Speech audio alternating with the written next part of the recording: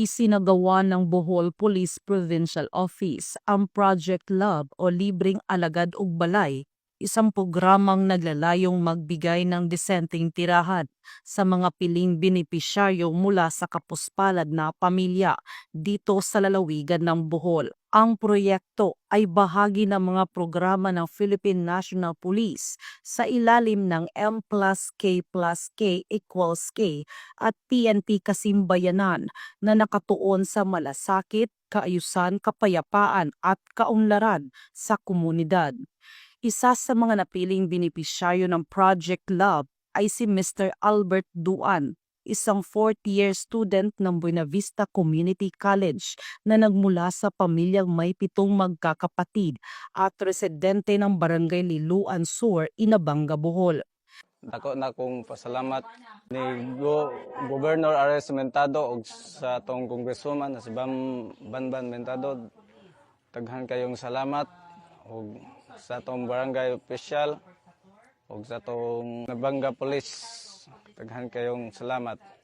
Isinagawa ang programa sa pakikipagtulungan ng pamalaang panlalawigan ng Bohol, mga diocese ng Tagbilaran at Talibon, mga kinatawan ng Kongreso, lokal na pamalaan at iba pang katuwang ng ahensya at sektor. Dumalo sa aktibidad sina Governor Erico Aristotol Aumentado, Congresswoman Vanvan Aumentado, Mayor Dexter M. Angklan ng Inabanga at opisyal ng PNP sa pangunguna ni Police Colonel Patricio C. Digay Jr., Provincial Director ng Bohol Police Provincial Office. Good day sa lahat na nanonood ng PNN. This is Congresswoman Vanessa Aumentado of 2nd District of Bohol. I am actually the wife of Bohol Governor Aris Aumentado. Right now, we just turned over the pang-ika-99 na bahay Balay sa Paglaom program. This is actually our personal advocacy ni Governor Aris Aumentado in collaboration with the program of the police or the kapulisan dito sa Bohol na lab, libreng alagad ug balay or free houses for those who are in need. And we are so happy because we are having this 99th house and isa sa mga pangunahing layunin para or kaya ginawa natin ang programang ito is to help of course our constituents who are in need.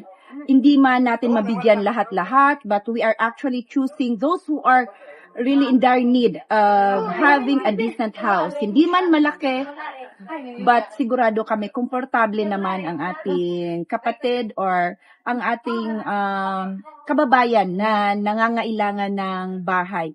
Sa konting pamaraan man lamang, we can share a little of the blessings we have because we are actually using our personal fund.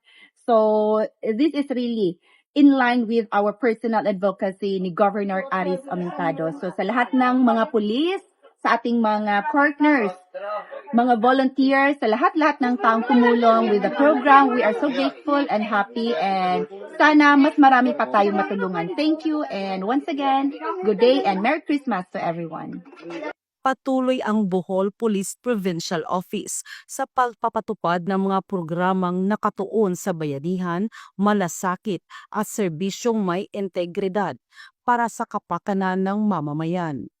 Mula dito sa Barangay Liloan Sur, Inabanga, Bohol, ako yung Police News Network Correspondent, Patrolwoman Nikia Canedo, alagad ng batas, tagataguyod ng Balitang Pulis.